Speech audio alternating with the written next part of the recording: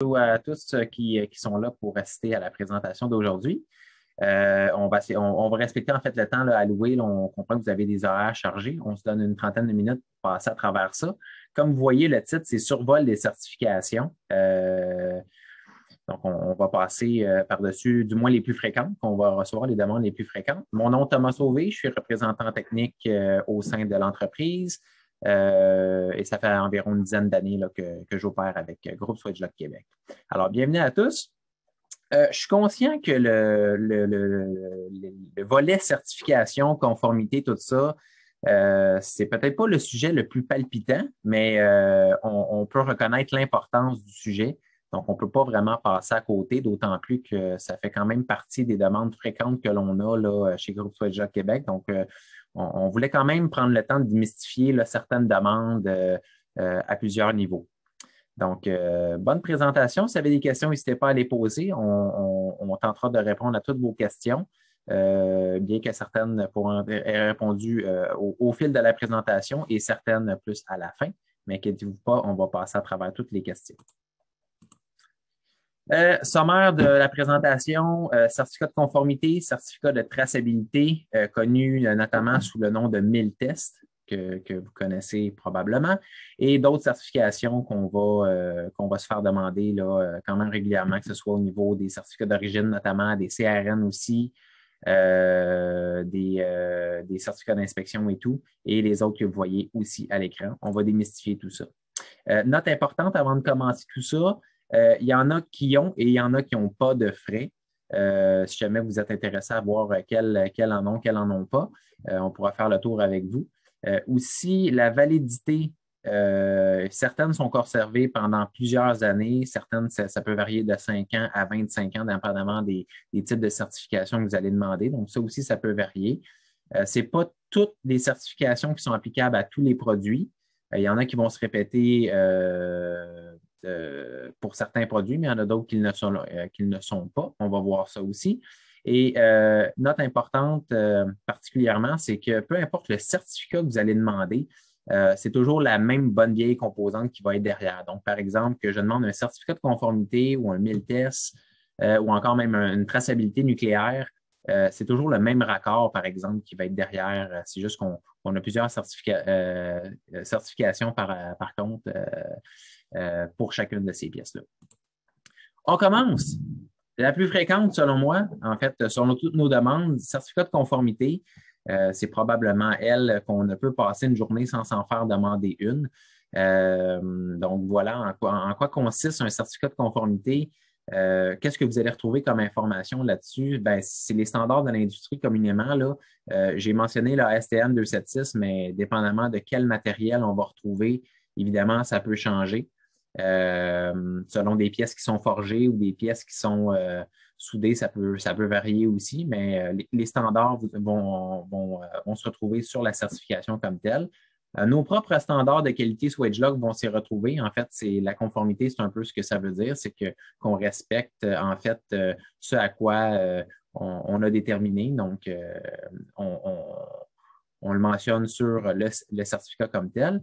Et aussi, vous voyez que c'est fabriqué selon un programme qui s'appelle le SQS. Le SQS, pour votre information, c'est le système de qualité SwedgeLock, SwedgeLock Quality System, qui est un système mis en place un peu comme les normes ISO avec des critères différents. Selon moi, un petit peu plus poussé. C'est celui qui m'inquiète le plus lorsqu'on est audité, dans le sens qu'ils sont beaucoup plus précis sur leurs demandes. Donc, une fois qu'on rencontre ça, et c'est approuvé par les normes ISO 9001. Je mets une note aussi sur le titre. Vous voyez la certification EN qui porte le numéro EN 10204-2.1.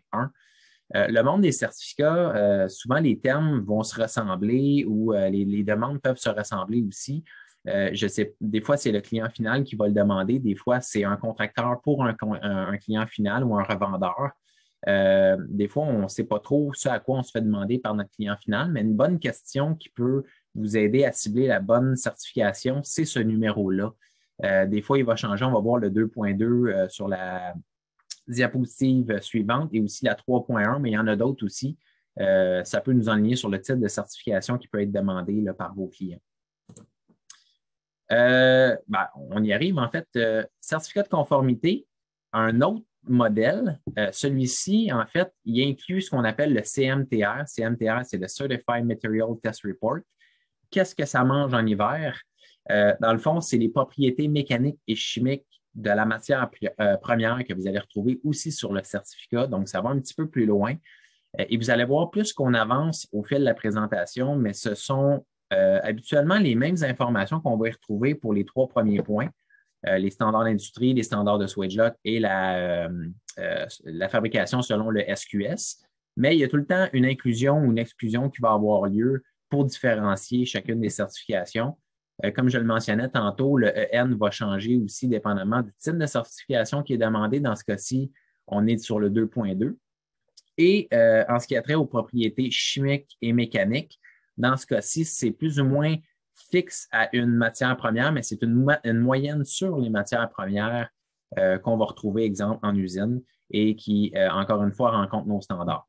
Je dois dire qu'il va y avoir certaines exclusions lorsqu'on parle de l'outillage, tout ce qui est lubrifiant, scellant, comme le téflon, les pâtes de téflon, des lubrifiants à pâte d'argent, des trucs comme ça qui vont sortir de ces certificats de conformité-là. Les joints toriques aussi, les cylindres vont avoir leur propre certification et tout ce qui est quincaillerie, comme des poignées de valve, par exemple, des supports à tubes, des trucs comme ça, n'auront pas ce type de conformité-là. En fait, on va avoir un certificat de conformité qui est autre, mais ce ne sera pas le CMT avec CMTR. Poursuis pour la prochaine. Le MILTES, en fait, c'est certification de traçabilité en français. On y retrouve aussi le CMTR qu'on a vu auparavant. Pour le commun des mortels, la demande de l'industrie, on appelle ça un MILTES. Donc, voilà ce qu'il y en est. Encore une fois, on voit les mêmes inclusions, mais dans ce cas-ci, ce qui va différencier le certificat de traçabilité avec la conformité incluant le CMTR, c'est que celui-là, la propriété mécanique et chimique est fixe et vraiment réelle à la batch de matériel. Donc, à la matière première qui est faite, c'est vraiment précis sur quel matériel on a utilisé ça. Donc, la traçabilité est beaucoup plus facile. Dans ce cas-ci, c'est la façon de retrouver la matière première là, qui a été utilisée pour la fabrication des produits. 1000 tests pour un tube versus des produits tels que des raccords, des vannes. Il y en a un, mais ce n'est pas la même chose. Chaque tube que nous, on va fournir ou qu'on va avoir en inventaire ou qu'on va commander spécialement pour vous va détenir ce qu'on appelle un MTR, un Material Test Report. Encore là, c'est des synonymes là, avec le MILTES ou le certificat de traçabilité, mais il va avoir son propre certificat de traçabilité qui va répondre encore une fois des normes EN, standard de l'industrie européenne, mais qui va être propre à lui-même. Et ce à quoi on va demander habituellement, c'est sûr que l'idéal, c'est de le savoir que vous avez ce besoin-là avant même de livrer le matériel pour qu'on puisse prendre les codes de coulée et les codes de matière première, communément appelés lot and heat number, qui sont habituellement écrits sur les tubes. Habituellement, les grands fournisseurs de tubulures de ce monde vont mettre cette information-là écrite sur le tube, que ça soit facilement retraçable. Ça peut même être un gage de qualité, à savoir si le tube, soit qui vient de chez nous, qui peut venir d'ailleurs, est d'une qualité reconnue finalement là, avec les écritures. Pardon. N'hésitez pas si vous avez des questions dans les questions et réponses, c'est-à-dire mon collègue Jean-Michel est là pour répondre à vos questions. Je poursuis dans la présentation. Traçabilité, celle-ci différente car c'est pour les traçabilités nucléaires. On s'entend que depuis que le seul plan nucléaire qu'on avait au Québec est parti depuis quelques années déjà, on s'en fait beaucoup moins demander.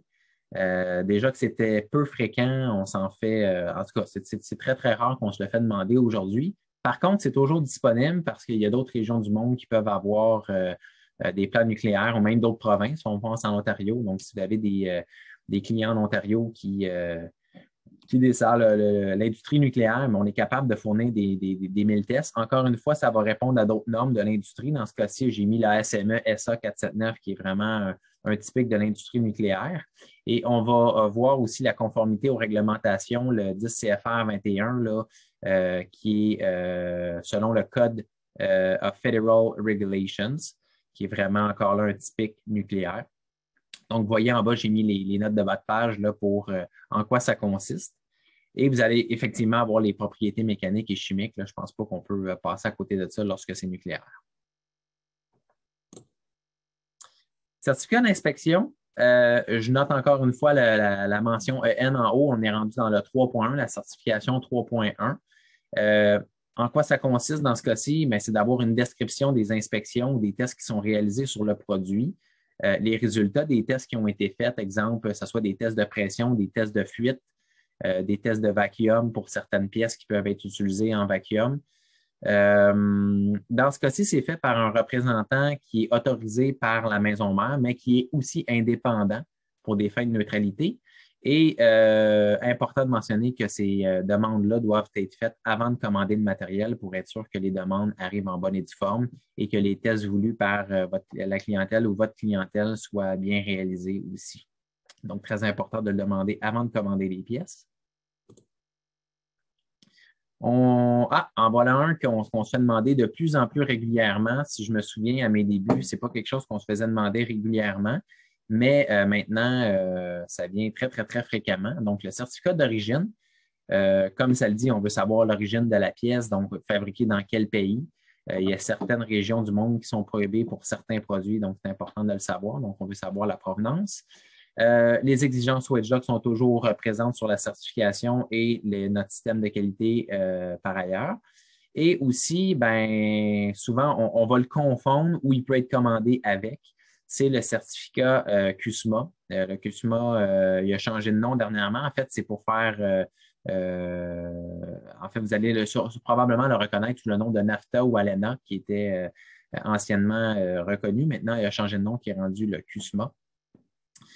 Et en fait, dans ce cas-ci, une exclusion, c'est que ça exclut les pièces qui sont en tierce partie que vous allez commander chez nous. Certaines valves peuvent être en tierce partie, mais habituellement, vous reconnaissez les numéros de pièces qui diffèrent là, pour ça. Donc, j'espère que le son est bon. J'espère que la présentation va bon train aussi sur l'image. N'hésitez pas à donner vos commentaires en cours de route. Je poursuis avec certification CureDate. CureDate, en fait, c'est pour des produits qui sont notés périssables.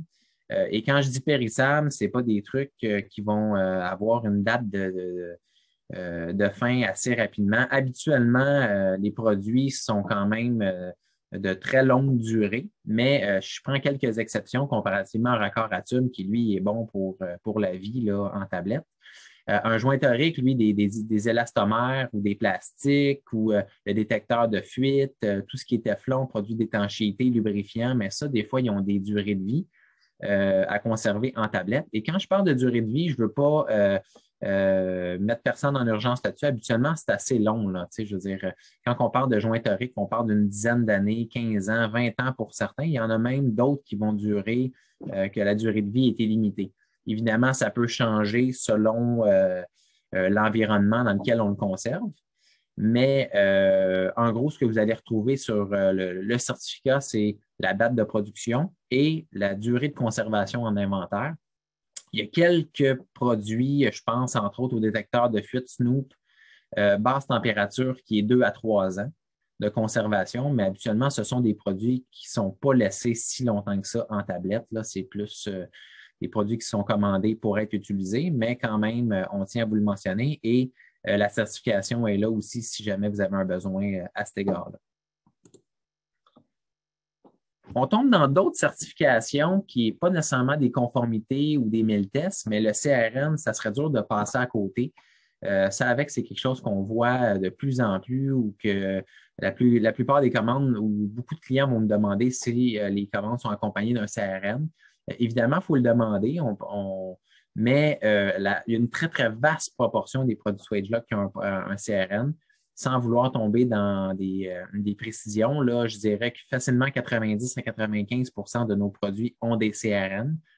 Pourquoi qu'il y a un 5 qui n'en a pas? C'est très facilement, on peut répondre que c'est à cause des coûts. En fait, c'est la maison mère qui doit faire des tests pour les faire approuver par les provinces. Évidemment, ça, il y a des frais.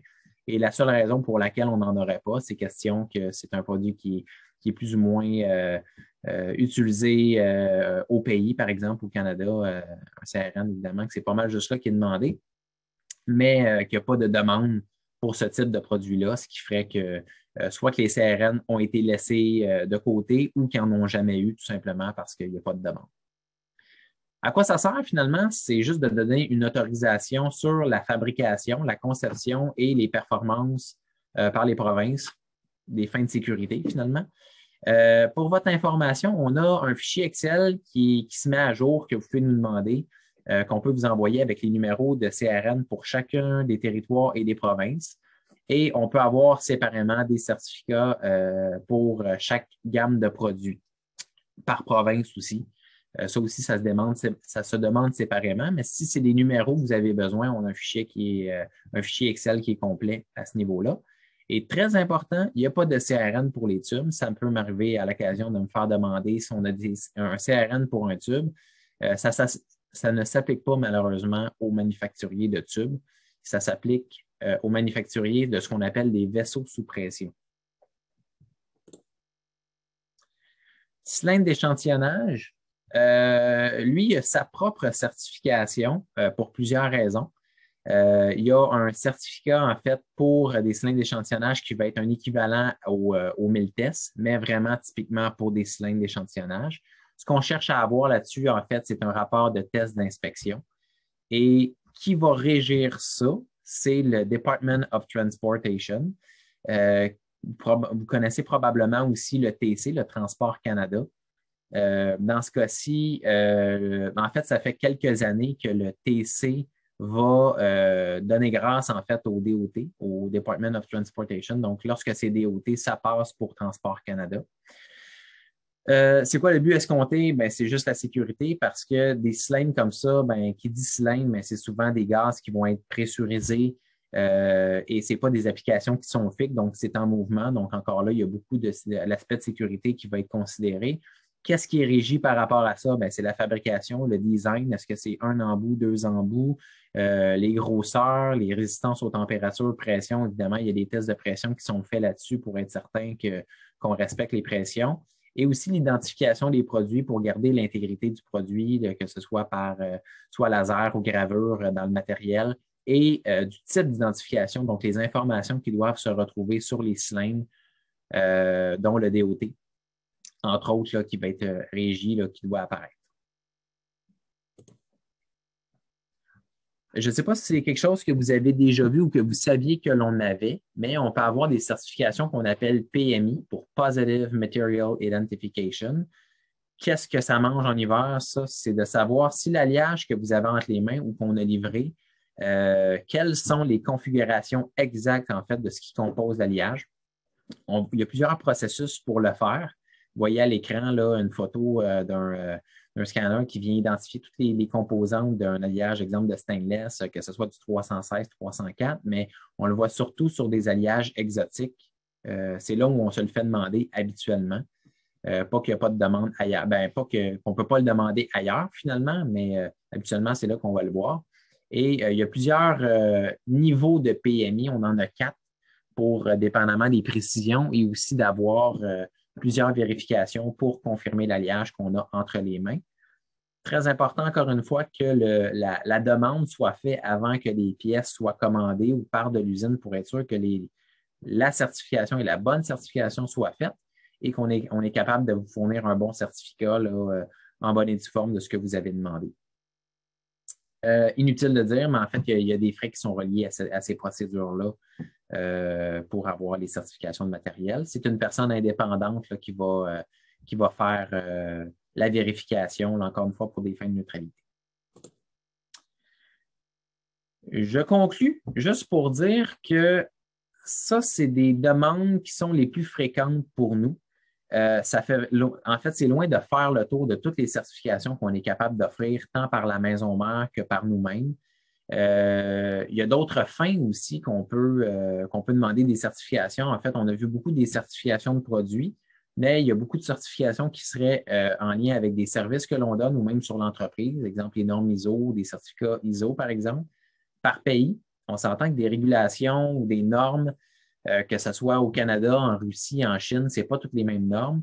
On peut avoir des normes spécialement pour la Russie sur nos produits, qui est un exemple là, que vous pouvez demander si jamais on sait qu'au Canada, on a beaucoup d'exportations qui sont faites. Donc, évidemment, on sait que les régulations ailleurs dans le monde ne sont pas pareilles. On a sûrement quelque chose à vous offrir là-dessus. Ne soyez pas gênés de demander l'information, les certifications que vous avez besoin, et aussi sur les performances de produits tels qu'on a vu.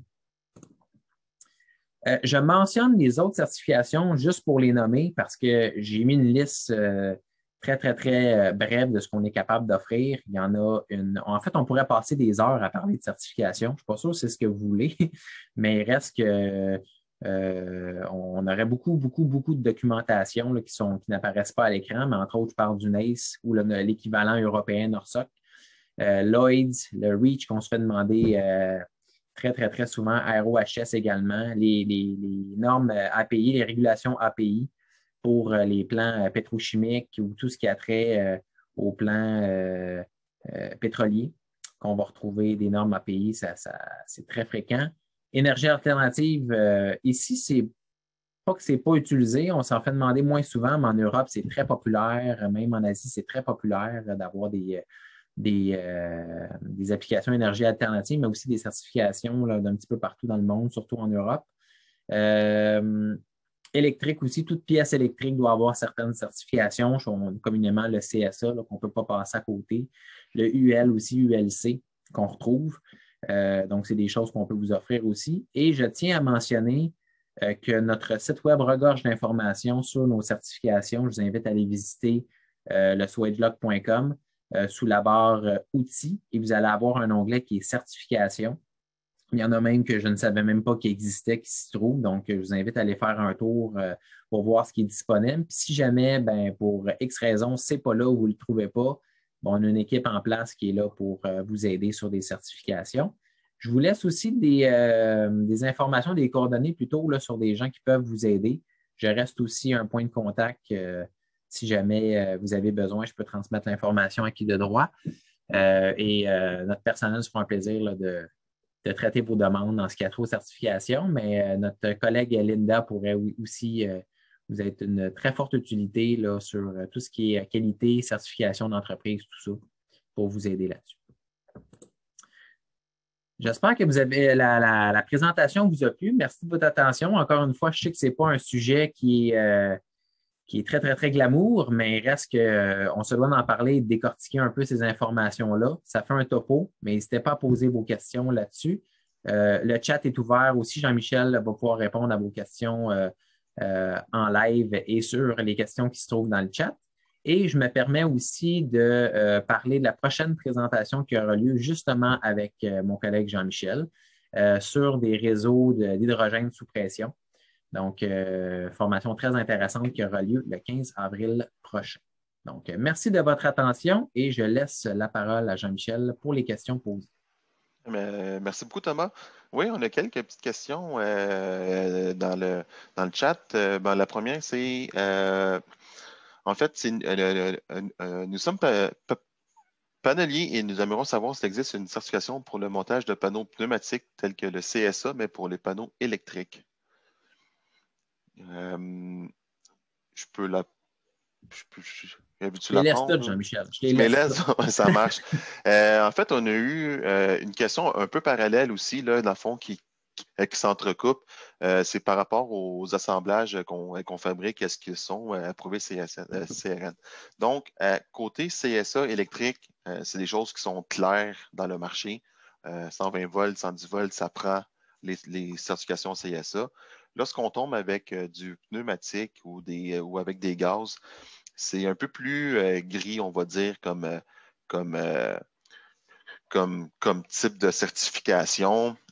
Si on reste côté CRN, habituellement pour le Québec, la RBQ reconnaît que si toutes les composantes sont CRN, sont contentes avec ça. Par contre, je sais qu'il y a d'autres provinces, l'Ontario avec le TSSA par exemple, ils ne se contentent pas uniquement de savoir que toutes les pièces ont des numéros CRN. Donc là, il y a des certifications qui sont supplémentaires à faire. Personnellement, je ne suis pas assez connaissant là, avec le processus, mais mes collègues Swedgeluck là, qui sont en Ontario ou en Alberta je peux toujours leur poser des questions par rapport à ça. Donc, il existe pas vraiment de certification, mais oui, on peut s'en faire demander.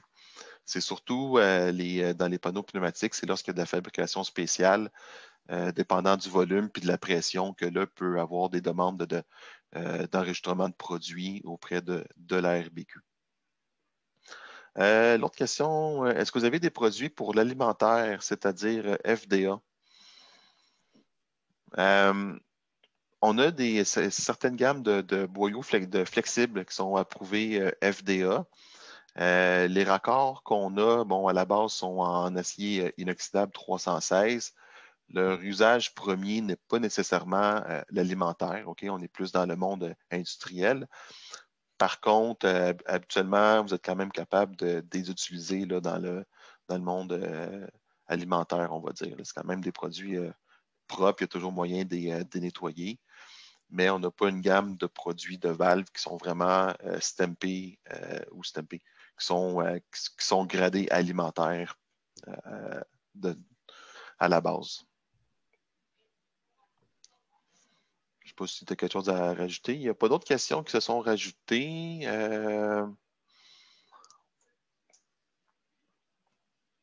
Je vais te laisser peut-être. J'avais une question ici de Steve Fredette qui dit quelle certification permet de voir sur quelle norme ASME une pièce est fabriquée? Il y a beaucoup d'informations là-dessus dans le catalogue. Fait que ça, des fois, on peut, pour les normes ASME ou ASTM, on a beaucoup d'informations dans le catalogue.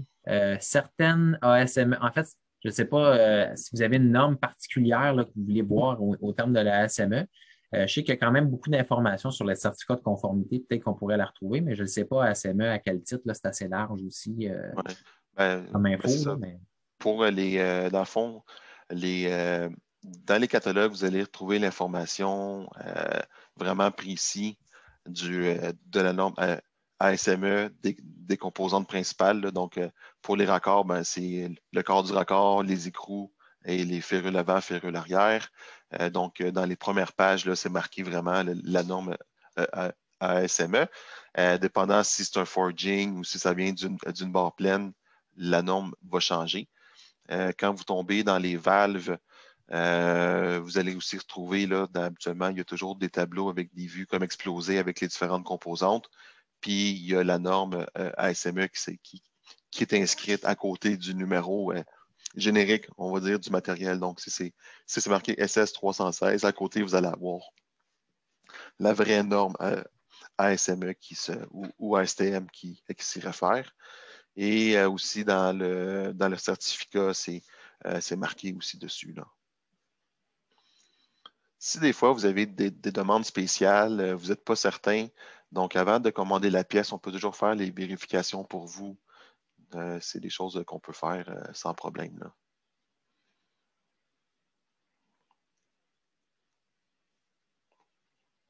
Je ne sais pas s'il y a d'autres questions. On arrive à 10 Daniel h 30. Massica, mais je pense que tu lui as répondu. Oui, par rapport au Comment CRN. les CRN nécessaires sur des assemblages. Ouais.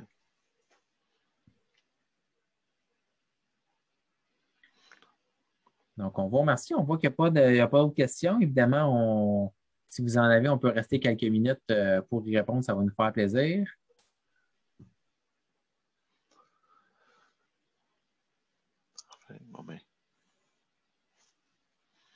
Date de péremption, je vois, M. Bujol. Les dates de péremption, en fait, je sais qu'on a des codes pour identifier les dates de fabrication des pièces. Le Snoop de base est 5 ans et le Snoop basse température est 2 ans. La date de fabrication, habituellement, on a un collant qui est sur la boîte pour identifier la fabrication avec des mois, des lettres. On pourra vous éclairer davantage là-dessus, mais oui, techniquement, ils sont sur les boîtes. Sur les bouteilles, je ne suis pas certain, par exemple. Jean-Michel, corrige-moi si je me trompe, là. Mais sur les bouteilles, ça m'étonnerait qu'il soit écrit. Par contre, on serait capable de retracer l'information si c'est un besoin pour vous, si vous pensez les utiliser plus de 2 ans, 3 ans, 4 ans et même 5 ans là, plus tard à l'acquisition.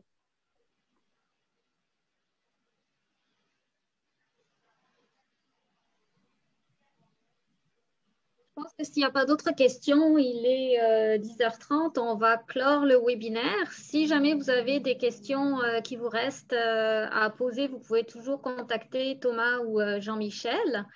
Et puis, on vous remercie pour votre participation aujourd'hui et on espère vous retrouver la semaine prochaine avec Jean-Michel pour les réseaux H2 sous pression. À bientôt.